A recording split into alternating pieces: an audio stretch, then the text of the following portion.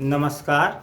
मेरा नाम जय कुमार है और आज हम पढ़ेंगे कहें ठीक नहीं है, कहें तो चलेंगे ल्हासा की ओर।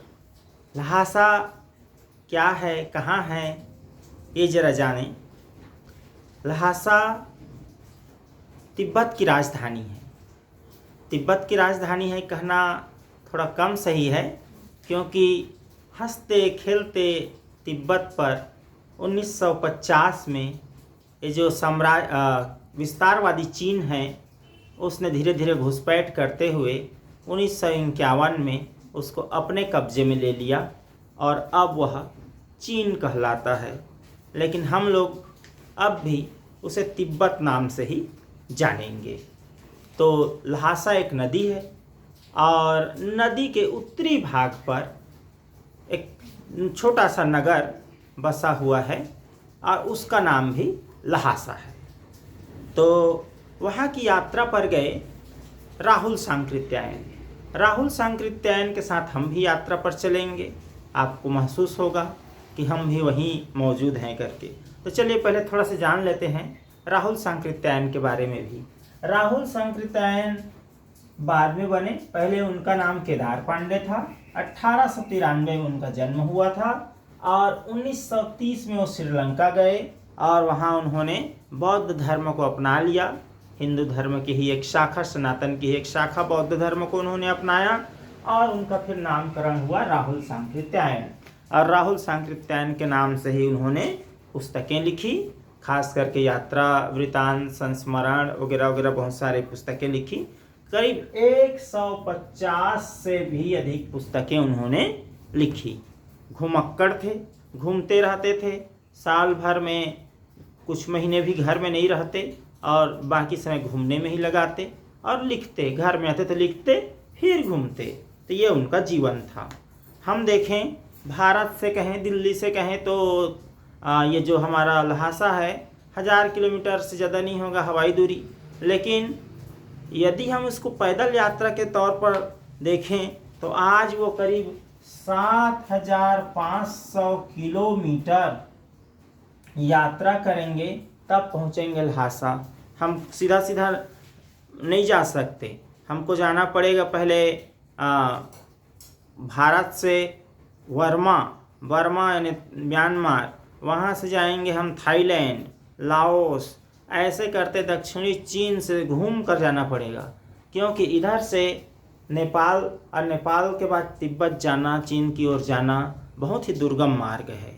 तो लेकिन घूम कर नहीं गए राहुल सांकृत्यायन, सीधा गए। तो चलते हैं अब उनके साथ।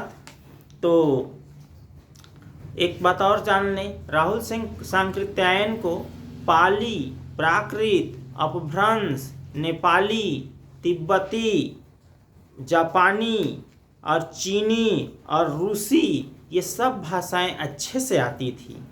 ऐसा लगता कि जब जापानी बोलते जापान कही है, चीनी बोलते चीन कही है, तिब्बती बोलते तो तिब्बत कही व्यक्ति है, ऐसे करके।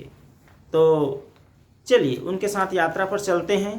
तो प्रथम तिब्बत यात्रा थी उनकी और 1929-30 की बात है। नेपाल के मार्ग से, भारत का नक्शा में देखेंगे तो इस तरफ नेपाल, तो वहाँ से वो आगे बढ़ते हैं और उनके साथ में उनके एक और साथी हैं जिनका नाम है सुमति और राहुल सांकृत्यायन।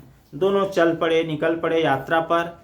ज़्यादा सामान रखे नहीं, 1-2 कपड़े रखे हैं और अति अनिवार्य सामान रखे हैं और बाकी मांगते खाते जाएंगे। क्यों? क्योंकि नेपाल तिब्बत मार्ग जो है उसमें वो आम नागरिकों के लिए भी एक ही मार्ग था, सकरा सा छोटा सा मार्ग, और सैनिकों के लिए भी वही मार्ग था। व्यापारिक मार्ग भी था वही। भारत से तिब्बत कुछ सामान आता जाता उसी मार्ग से आता जाता। उस समय की स्थिति थी कि चीन के सैनिकों का भी वहाँ घुसपैठ चल रहा था और भारत में तो अंग्रेज़ों का शासन था, तो भारत के सैनिक का उधर बात ही नहीं थी और तिब्बत में शासन व्यवस्था चरमरा गई थी। तो वहाँ डाकुओं का डेरा लगा रहता था उस मार्ग में। व्यापारी लोग आते जाते उसको लूट लेते। ये कहते हैं, राहुल सांकृत्यायन बताते हैं कि डाकू लोग पहले लोगों को गोली से उड़ा देते और उनके पास, डाकुओं के पास पिस्तौल, बंदूकें आम बात थी। ये सब के लिए लाइसेंस उस समय लाइसेंस की उस समय ज़रूरत नहीं होती थी। आम नागरिक लोग भी रख सकते थे, लेकिन आम नागरिक लोग अधिकांश लोग नहीं रखते। तो पहले डाकू लोग मार देते, क्योंकि वहाँ फंस जाएं, ना लूट पाएँ, डाकू लोग ही कोई चोट न लग जाए, इसका उनको रिस्क नहीं लेना चाहते थे, जोखिम नहीं उठाते थे।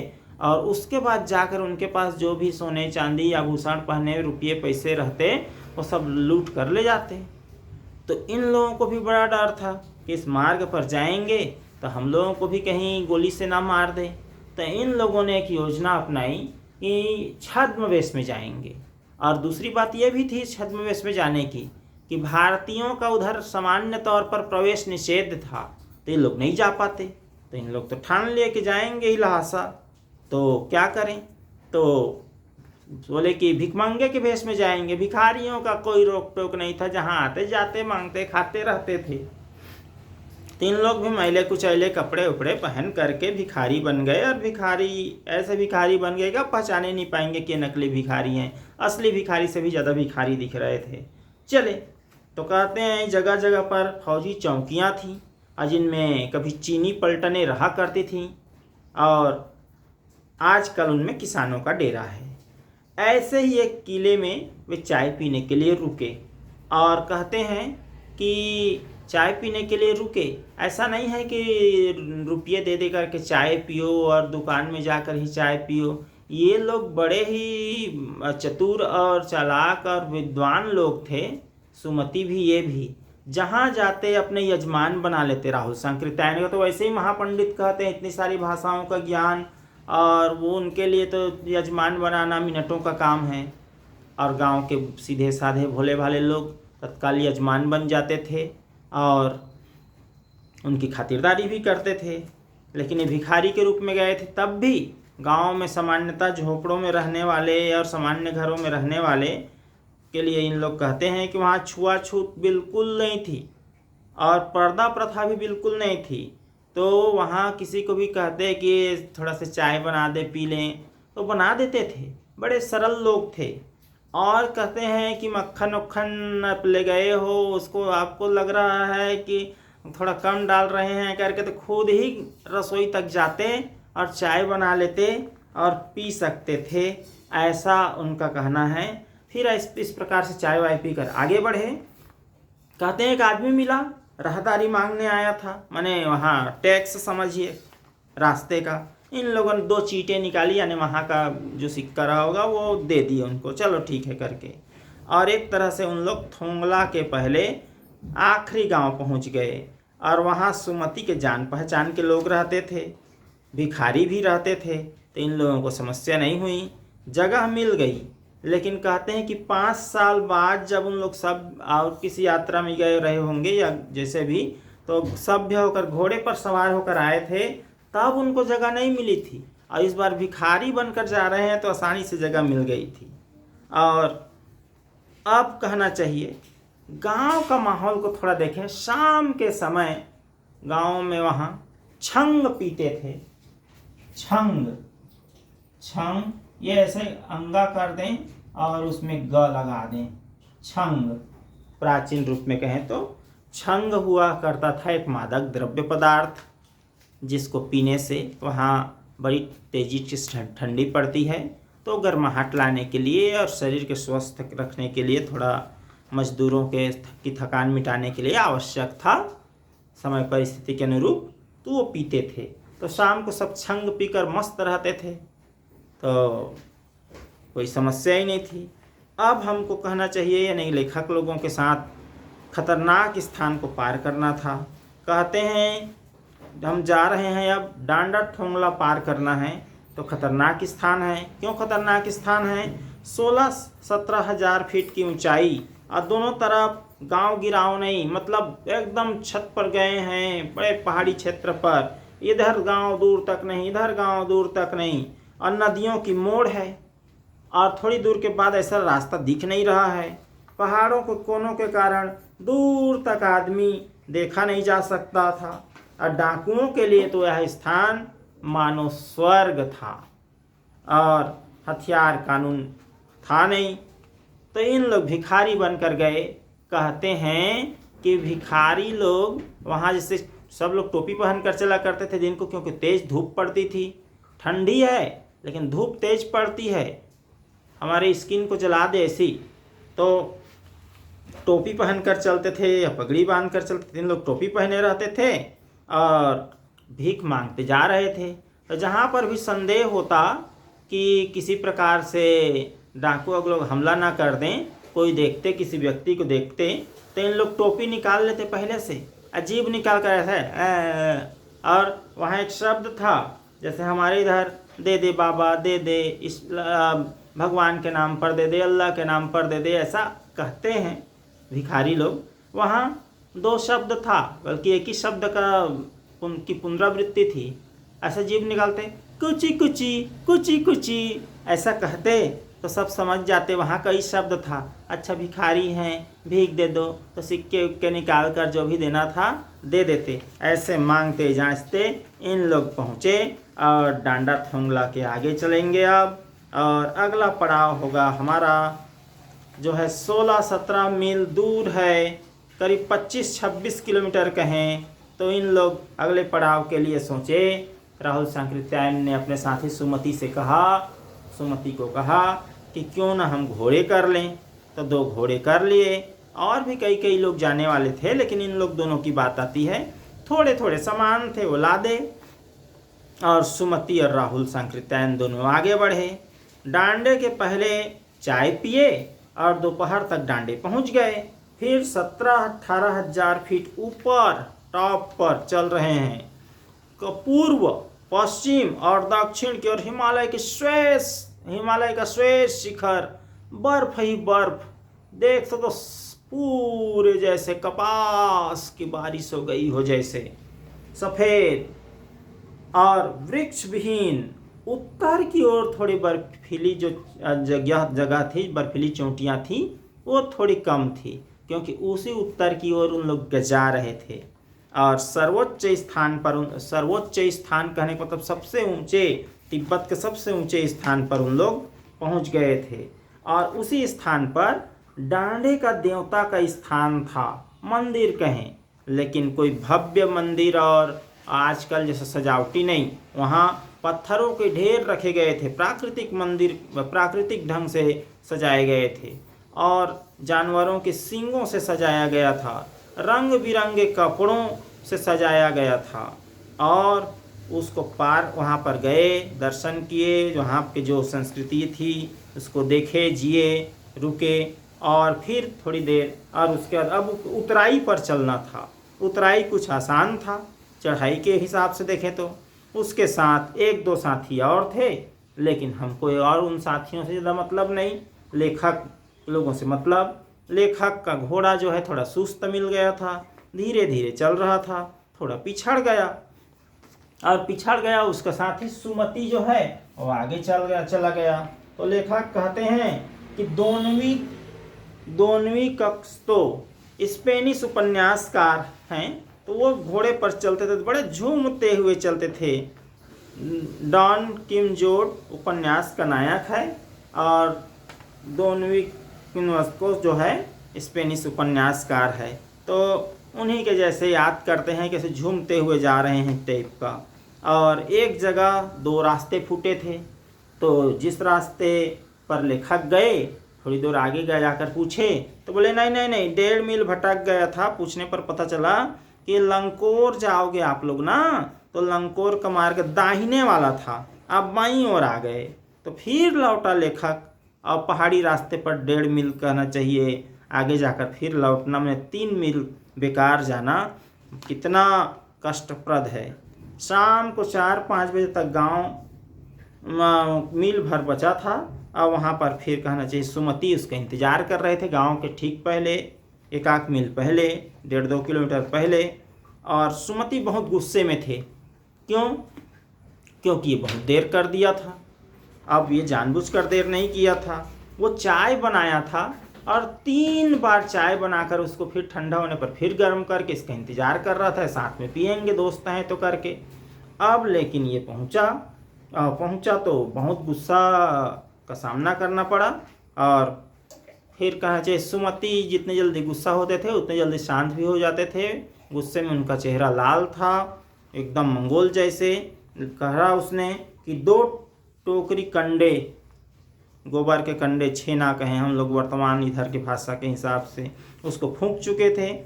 लेकिन इन लोग चाय पिए और फिर कहना चाहिए लंकोर पहुंच गए। अच्छे यजमान थे वहाँ दोनों के, खास करके सुमति के। तो इन लोगों का स्वागत किया गया चाय और सत्तू से। और रात को इन्हें को गर्मा गर्म थुक्पा मिला। थुक्पा वहाँ का एक बढ़िया सुंदर व्यंजन है। और रात को खाए पिए आराम किए, हो सकता है 1 दिन और आराम किए होंगे। लेकिन इनका अगला पड़ाव है तिंगरी। हम लोग नेपाल से चले गए डांगरथुंगला से आगे चले गए लंकोर में यहीं थुक्पा से इनको स्वागत किया गया, रात को खाना खिलाया गया उनके यजमानों द्वारा। फिर अब जाना है तिंगरी की ओर। तो तिंगरी की ओर जाएंगे तो बड़ी यात्रा है। पहाड़ों से घिरा टापू है और विशाल मैदान है और बीच में छोटी सी पहाड़ी है। माने चारों तरफ बड़ी बड़ी चोटियाँ और बीच में मैदान, विशाल मैदान। और उस विशाल मैदान के बीच में एक छोटी सी और पहाड़ी मंदिर नुमा समझ लीजिए। और ये है तिंगरी समाधिगिरी, इसका नाम है तिंगरी समाधिगिरी। आसपास के गांव में सुमति के यजमान थे। और ये सुमति जो है बोध गया से कपड़े का चीरी लाया था, जिसको गंडे कहते हैं, कुछ बौद्ध धर्म के हिसाब से कुछ बांधने वांधने के लिए पवित्र माना जाता था। और ये अपने यजमानों को बांटते थे और वो ख़त्म नहीं होता था। क्यों ख़त्म होता तो कोई भी उस तरह से कपड़ा रख लेते और उसी को फिर छोटे छोटे फाड़ लेते और अपने यजमानों को बांटते, जैसे हम लोग कलावा बांधते हाथ में, उसी तरह से। और उसके बाद सुमति अपने यजमानों के पास जाना चाहते थे। लेखक ने सोचा सप्ताह भर लग जाएगा, तो लेखक को बोला ठीक है। फिर लेखक ने मनाया कि भाई जिस गांव में ठहरोगे वहाँ गंडे बांटना और आसपास के गांव में मत बांटना, ताकि कम समय लगे और हम लोग आगे और चलें। तो उनके बदले में मैं तुमको लहासा पहुँचूँगा ना, तो उसकी भरपाई कर दूँगा, पैसे दे दूँगा।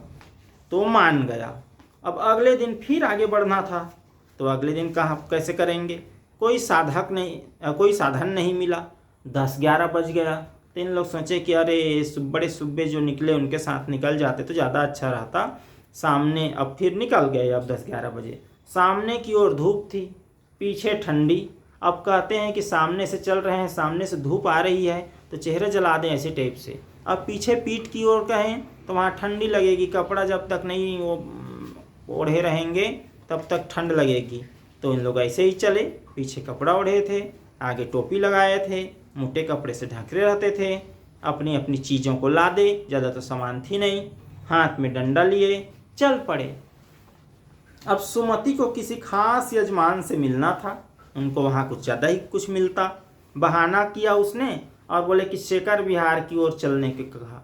तो बोले कि ठीक है, कह राहुल संकीर्तन, चल दिए। अब हम लोग तिंगरी से शेखर विहार की ओर चल दिए। शेखर विहार का वर्णन, तिब्बत की जमीन पर छोटे छोटे जागीरदारों का कब्जा था, उन पर बटी हुई थी जमीन। जागीरों का हिस्सा अधिकांश मठों और बिहारों में है और कुछ खेती के लिए सस्ते मजदूर वह उपलब्ध हुआ करते थे। और शेखर की खेती का मुखिया भिक्षु लोग के हाथों में था। और भिक्षु वहाँ जो शेखर विहार में आता और देख रेख करता, उनका नाम नमसे था। बड़े ही भद्र पुरुष थे, अच्छे थे, नम्रता से बात करते थे। शेखर विहार में अच्छा मंदिर था और उसमें एक खास शब्द का प्रयोग है, कंजूर। कंजूर किसको कहेंगे? कंजूर कहेंगे बुद्ध के वचन का अनुवाद। और वो हस्तलिखित 103 पोथियाँ थी, ग्रंथ 103 ग्रंथ। और ये मोटे कागज पर बड़े बड़े अक्षरों में, अच्छे सुंदर अक्षरों में लिखे हुए थे। कहते हैं कि एक एक पोथी का वजन 15-15 सेर से कम नहीं रही होगी। एक सेर 933 ग्राम के आसपास, तो इसको माने करीब 14 किलो के आसपास एक पुस्तक का वजन, क्योंकि मोटे मोटे कागज में लिखे थे जैसे पुट्ठा टाइप वाले। और सुमति और इनके बीच में बातचीत होती है। सुमति कहते हैं कि मैं यजमानों से मिलकर आऊं, तो लेखक को तो अच्छा लगा कि ये यजमानों से मिलकर आएगा, तब तक मैं इन ग्रंथों को पढ़ूंगा। तो पुस्तकों में डूबा हुआ था वो, समझा कि 2-3 दिन तो इसको लग जाएगा। हाँ, जा जा जा जा जा। और लेकिन लेखक बहुत आराम से पढ़ने लगा। अब वो आ गया उसी दिन दोपहर को लौट कर। अरे जल्दी आ गए, पढ़ नहीं पाए, ऐसा थोड़ा लगा उनको। लेकिन अब तिंगरी गांव वहाँ से अधिक दूर नहीं था और दोनों अपना अपना सामान पीठ पर लादे अब भिक्षु नमसे से विदाई लेकर चल पड़े। आगे उन लोग लहासा गए। अच्छा, एक इसमें कहना चाहिए और थोड़ा से तिंगरी का वर्णन छूट गया था, तिंगरी का वर्णन पहले कर लें। तो तिंगरी में उन लोग कहना चाहिए विशाल मैदान और टापू नुमा लग रहे थे, वहाँ पर रहे। उसके बाद कहना चाहिए शेखर विहार गए और शेखर विहार से इन लोग फिर कहना चाहिए आगे निकलते हैं और इन लोग पहुँचते हैं लहासा। और लहासा पहुँचते हैं, लेकिन हमारे इस पाठ में यहीं तक का वर्णन है। इनका लंबा यात्रा वृत्तांत है, किंतु इतने में ही इसका समापन होता है। और ये रही लहासा की ओर की यात्रा, बड़ी ही उनके कष्टप्रद लेकिन सुखद। कष्टप्रद और सुखद क्यों? क्योंकि जाने में तो कठिनाई थी, लेकिन यात्रा जो है उसका अपना अलग रोमांच होता है। और ये रहा लहासा की ओर। बहुत बहुत धन्यवाद आप सभी को। आपको वीडियो पसंद हो तो लाइक करें, शेयर करें, और अब तक यदि चैनल को सब्सक्राइब ना किए हों तो सब्सक्राइब अवश्य करें।